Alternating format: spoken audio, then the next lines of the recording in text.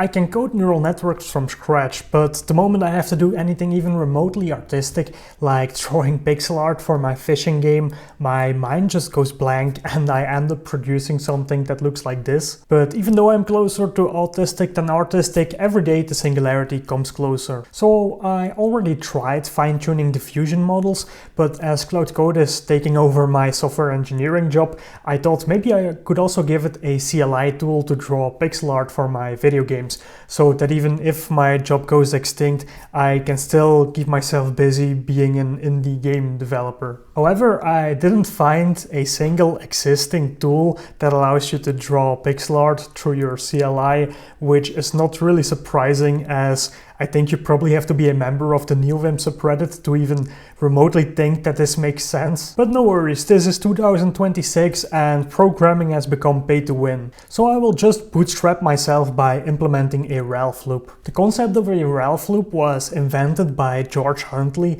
and he says that this is the essence, which actually put me in a loop trying to understand what's so special about putting Claude code in a while statement. So I went and watched this YouTube video, which has more resemblance to a Twin Peaks episode than a programming tutorial. But the essence of a Ralph loop is simple, as we are just trying to build software autonomously by first refining a list of independent tasks and then creating a loop which spawns a fresh coding agent instance for each task to prevent context rot. So I defined a series of tasks to build a CLI pixel art drawing tool in Go. For a brief moment, a thought crept through my mind: you could also write it in Rust.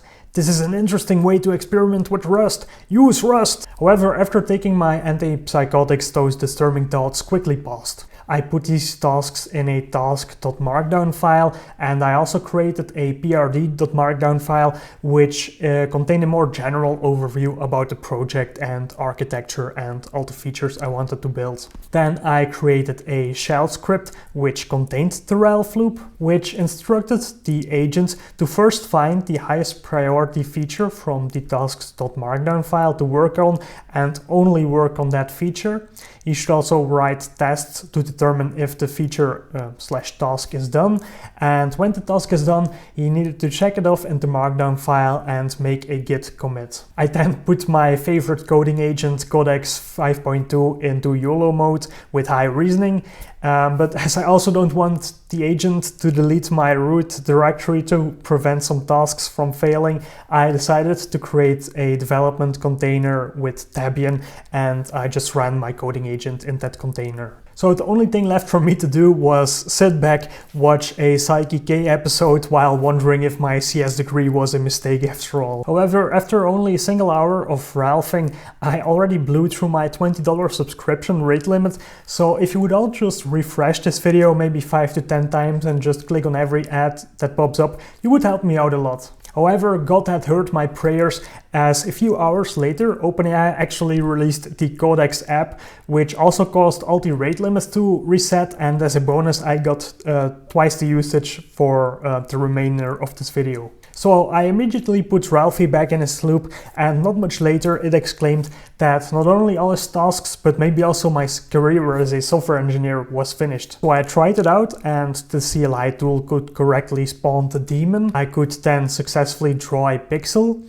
The pixel color was also successfully retrieved with the CLI, and as a final test, a PNG export was also successfully created. Like, what the hell, it was actually working. I then went on to draw some beautiful pixel art to verify myself that all the methods were indeed successfully implemented, as I realized that it would also be nice to just have a live a window that would be updated live while the AI was drawing. I also refined some tasks to visualize this with EBIT10. Only an hour later, Ralph was once again finished and I could see what was drawn live. So it was time to make the AI use this tool. I know the title says Claude Code, but I have a confession to make, as we're actually going to use opencode to draw the pixel art. It's just simply more flexible, and as all my capital is tied up in Nvidia stock, I can't really afford the Claude Max subscription at the moment. But for real, opencode is simply much more flexible for defining custom agents, and I could easily create an artist agent which could only use my CLI tool.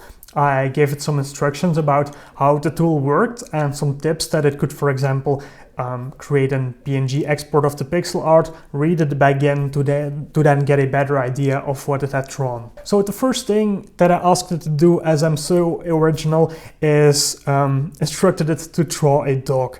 And I thought it would draw it pixel per pixel, but instead it just thought for a long time and then fired off a 50 or more set pixel commands in parallel, which kind of surprised me, but the dog was actually pretty decent. As I mainly want to use this for game assets, I also gave it the instruction to draw a character from one of my favorite RPGs of all time, the frog from Chrono Trigger.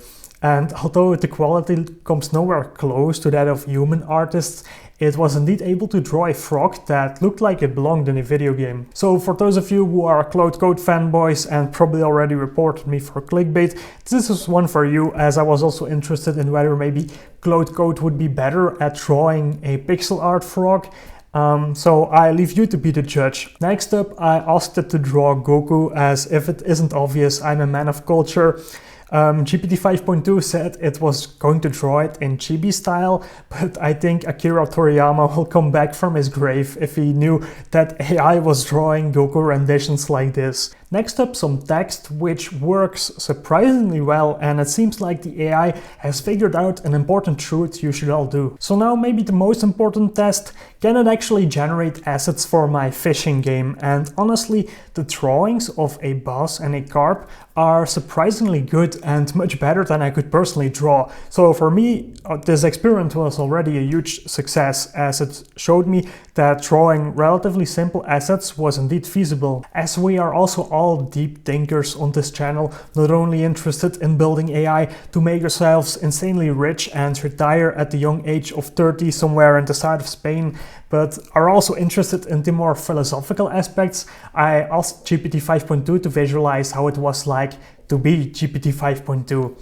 He then went on to draw this abstract pixel art with a core and all kinds of rays, which according to him visualized his thinking and reasoning threads. Kind of cool, to be honest. The funniest pixel art was definitely when I asked it to draw Pikachu and he proceeded to draw this egg-shaped creature. But hey, if you ask anyone which Pokemon this is, you would probably recognize it. I then thought, what if I just gave it a PNG of a Pikachu sprite as reference and gave it the instruction to first read that PNG and then try to draw it. It somewhat seemed to be able to replicate it, but I wouldn't say it was very usable. I also did this technique by giving it a picture of Heisenberg, which, to be honest, was a pretty good pixel art rendition.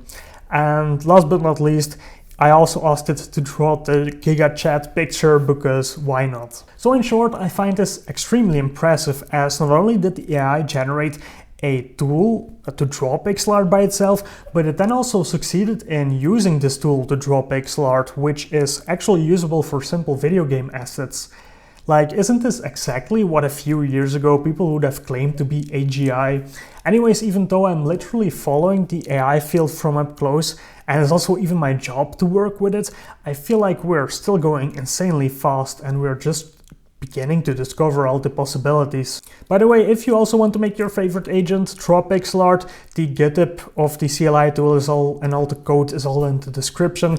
So I hope you enjoyed it and I see you in the next one.